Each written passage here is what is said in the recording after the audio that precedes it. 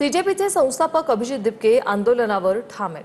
केंद्रीय शिक्षण मंत्री धर्मेंद्र प्रधान यांचा राजीनामा होत नाही तोवर आंदोलन सुरूच राहणार अशी भूमिका दिपकेंनी घेतली।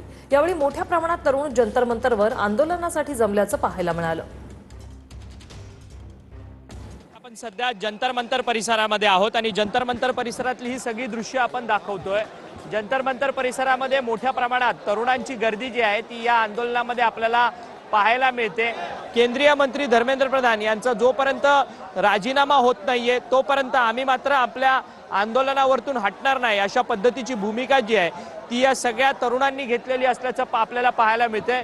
परंतु एकीकडे सोनम वांगचुक यांनी आपलं उपोषण जे आहे ते मागे घेतलेलं आहे, त्यामुळे अभिजित दिपके जे कॉक्रोच जनता पार्टीचे प्रमुख आहेत त्यांच्याकडनं काय भूमिका मांडण्यात येणार आहे हे पाहणं देखील महत्त्वाचं ठरणार आहे। व्हिडिओ जर्नलिस्ट विनोदसह अक्षय मंकणी, TV9 मराठी, नवी दिल्ली।